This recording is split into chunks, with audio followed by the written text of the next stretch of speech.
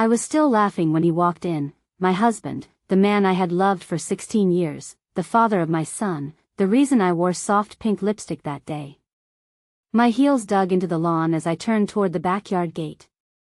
And there he was, holding hands with a woman who was not me, and behind them, 2 children, one with his deep-set eyes, the other with my son's cheekbones. He did not flinch.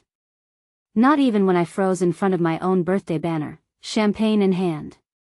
He looked me square in the face and said, "Rebecca, meet my new family."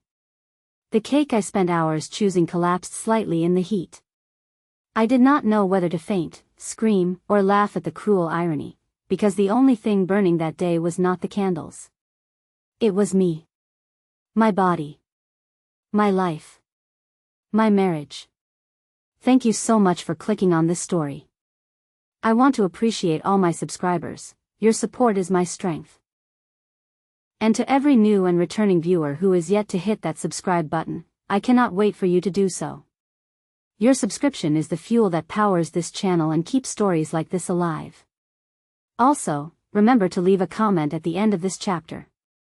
I want to know your thoughts, your shock, your emotions, because trust me, it gets worse before it gets better. My name is Rebecca Claire Simmons. I am 41.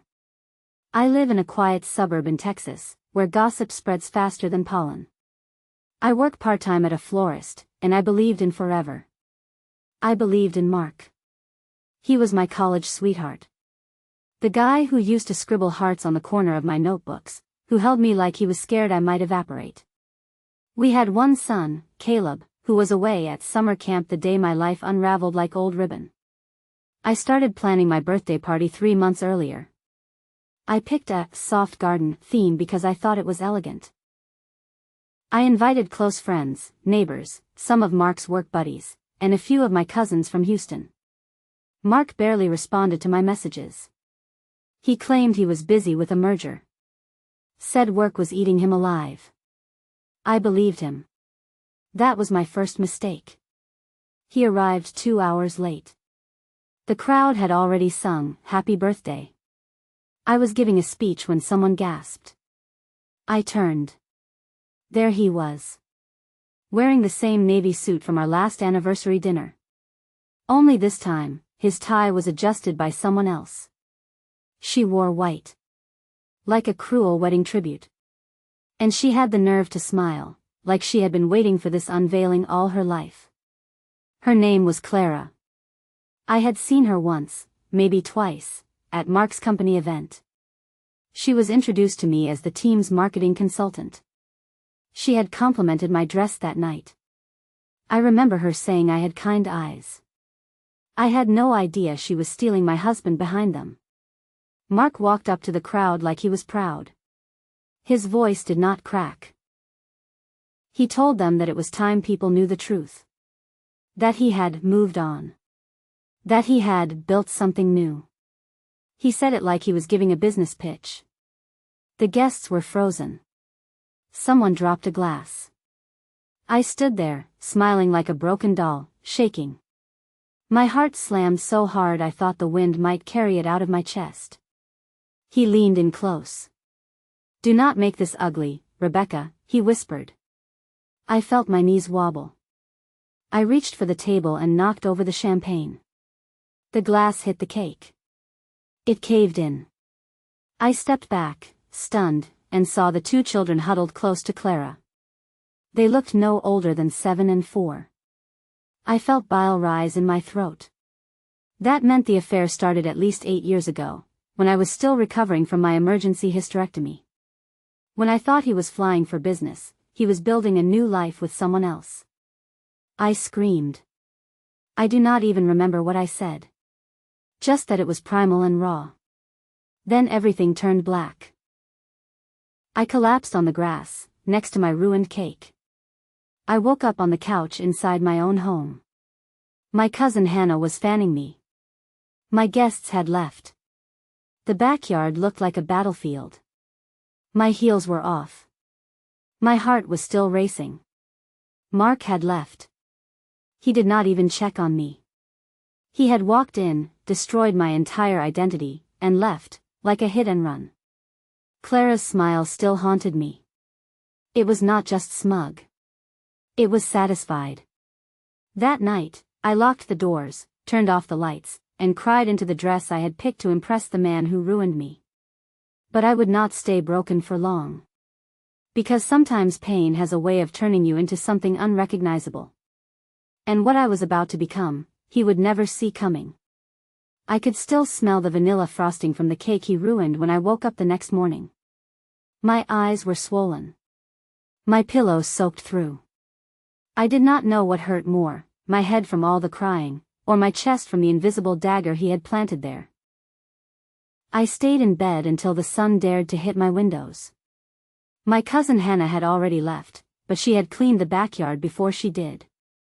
Even in the aftermath of betrayal, she had that southern grace. There was no message from Mark. No explanation. No apology. Just silence. And the echo of the words he spat so shamelessly in front of friends and family, "Meet my real family." I dragged myself to the bathroom and stared at my face in the mirror. I looked like a ghost. A woman who had given everything, only to be replaced without warning. My wedding ring still sat on my finger, as if mocking me. I yanked it off. It left a pale circle behind. That ring did not mean anything anymore. I did not lose a man. I lost myself first. I spent most of that day scrolling through photos, anniversaries, birthdays, vacations. Every image now felt like a lie. But then I noticed something. In the background of one of our pictures from a company cruise 2 years ago, there was Clara. She was smiling, standing a few feet away from us. Her eyes were locked on Mark. That was when I realized this was not a new affair. This woman had been circling me like a vulture for years. She had eaten with us. She had toasted with me. And behind my back, she had been sleeping with my husband. Possibly even pregnant with his second child while I was in the hospital recovering from a miscarriage. It made me sick. I went digging. And what I found buried me. I knew Mark's email password. I had it saved from years ago when I helped him book a flight. I never used it. I had trusted him. But trust was a luxury now. And I had none left. I logged into his inbox. There it was, hundreds of emails between them. Love letters. Flight bookings. Even conversations about our son Caleb. One email gutted me completely. She suspects nothing. I will take care of her slowly. I just need time to make the switch without legal chaos. She has no idea the kids are mine. Make the switch. That was what I was? A placeholder? A wife on borrowed time? He had plans to dismantle our marriage long before the birthday disaster. He was orchestrating my emotional execution while still sharing my bed. Literally. A receipt tucked into one of his suit jackets for a diamond necklace. It was dated 2 weeks before my birthday. But he never gave me anything. That necklace was not for me. I stormed out of the house and drove straight to his office building downtown. I knew I could not see him, he would be with her. But I wanted to see her face again. And I did. She was stepping out of the building in heels that screamed money, with the confidence of a woman who thought she had one. But what she did not know was that I was no longer the quiet wife. I followed her to a nearby cafe. Waited until she got her drink and sat by the window. Then I walked in. She noticed me immediately. Her smile curled like smoke. "Rebecca," she said. "You look tired." I wanted to leap across the table and drag her out by her hair. But I did not. I sat down. And I told her everything I knew. About the emails. The receipts. The fact that she had broken a home and wore her sin like perfume. She sipped her drink and said, "You were too easy to lie to." Those words burned hotter than any slap. I stood up. Shaking. I grabbed the cup of coffee from her table and poured it right onto her white blazer. "You forgot who I am," I whispered. "But you will remember." Then I walked out. Not looking back. The children were Mark's. But that was not the worst part. I met with a divorce attorney the next day. I wanted blood. But what he told me made mine freeze. Rebecca, your husband legally purchased a home with her 2 years ago. His name is on the deed. They have been living like a married couple in secret. This is not just infidelity. This is calculated deception.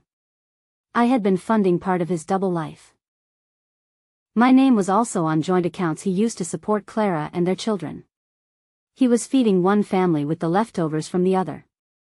And then the lawyer said something else. He listed you as emotionally unstable in one of the custody notes from his private meetings. He is preparing to take your son, too. My ears rang. Caleb. My Caleb. The one thing I had left. Mark was not just erasing me. He was trying to erase my role as a mother. So I did what I never thought I would do. I went to Caleb's camp that same day and picked him up early. I told them there was a family emergency. I did not lie. A dying marriage was a damn emergency. I held my son's hand and promised myself that I would protect him from the monster his father had become. We drove to a rental cabin in the woods 2 hours out of town. I turned off my phone. I needed time to think. To plot. Because this was no longer about heartbreak. It was war. But even in hiding, the devil found a way in. The next morning, Caleb found a letter slipped under the cabin door. There was no signature, just one sentence written in bold ink. You can run, but he is mine now. And soon, so is your son. I pressed the paper to my chest and let the rage boil over. Clara was not just a mistress. She was a predator. A woman who wanted not just the man, but the family, the title, the legacy. But she made one mistake. She underestimated how dangerous a betrayed woman could become. The silence of the woods that morning did not bring me peace. It brought clarity. The kind of clarity that comes when a woman has lost everything and realizes she still has something left to fight for, her name, her son, and her sanity. I made my coffee extra strong that day. Sat on the cabin porch. Watched Caleb toss rocks into the creek with the kind of innocence only children could afford. He had no idea that his father was trying to rip him from me. That Clara, the woman he knew as Daddy's work friend, had slipped a threat under our door. She said my husband was hers now. She said my son would be next. And I believed her. I did not call Mark. I called someone smarter. Before I married Mark, I dated a man named David Reeds. He was a quiet guy, liked books, wine, and the truth. He became a private investigator after we split. We remained friends. I called him. Rebecca, he said the second he answered. I saw the news. What news? Check your husband's social media. Or better yet, do not. Just tell me what you need. I need dirt, I said. I need truth. I need something that will burn their world down before they finish burning mine. David did not ask questions. He just said, give me 48 hours. I returned to the city armed with a new heart, cold and calculated.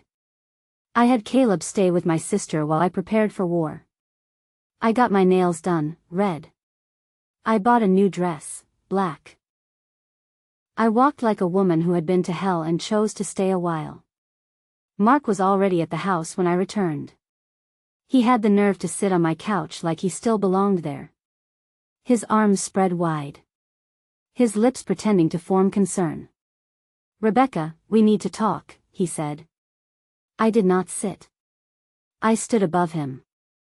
Let him tilt his head to look up at me the way he used to when he was begging for forgiveness after forgetting anniversaries. There is nothing to talk about, I said. But you will listen. I handed him a manila envelope. Inside were printed emails, bank transactions, property records, and photos David had captured of him and Clara kissing in hotel lobbies while I was hospitalized, bruised from childbirth and grief. He turned pale. You were planning to take Caleb, I said. You called me emotionally unstable.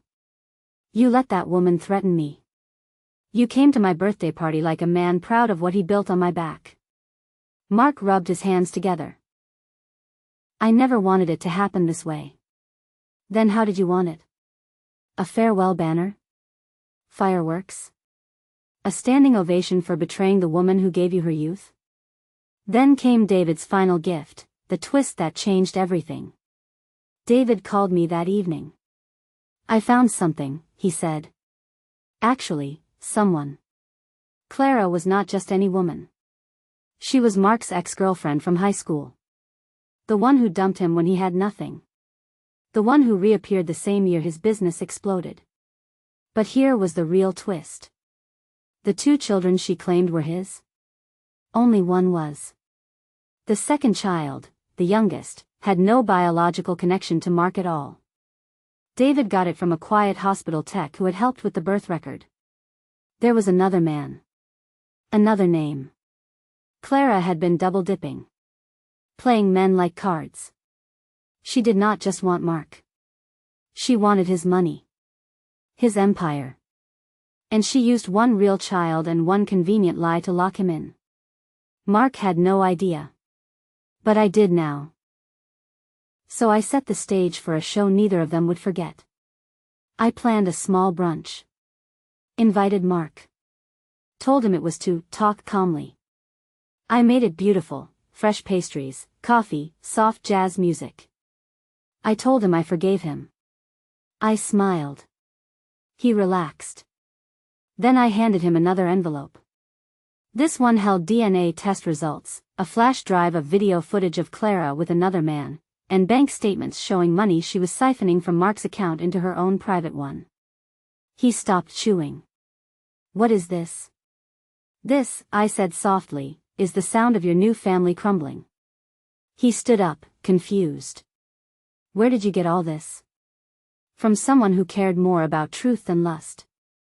I left before the explosion, but I heard the blast. Mark confronted Clara that evening. She denied everything, at first.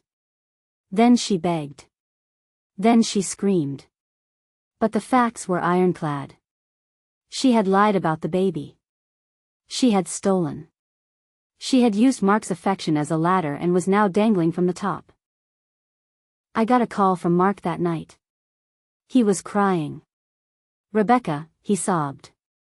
You were always the one. I made a mistake. No, Mark, I replied. You made a choice. Over and over again. And then I hung up. The invitation to my own freedom arrived without a stamp. I took Caleb to the beach the following week. Just the 2 of us.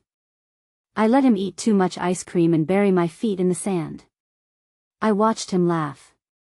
It sounded like freedom. I signed the divorce papers 3 days later. I gave Mark full permission to drown in his own mess. Clara had left the city. Quietly. Disgraced. The house they bought together? On sale. Their photos? Deleted. And me? I started seeing David again. Not romantically, at least, not yet. But we talked. We smiled. He made me feel seen. Most importantly, I made peace with the woman in the mirror. The one who had stayed too long, loved too hard, and finally walked away before she became unrecognizable. People say birthdays are for celebrating life. Mine? It buried one. But it also gave birth to something new, me. Not the wife. Not the placeholder. Not the abandoned. But the survivor. The woman who wore betrayal like armor. The one who burned the old life to the ground, then rose from the ash in red heels.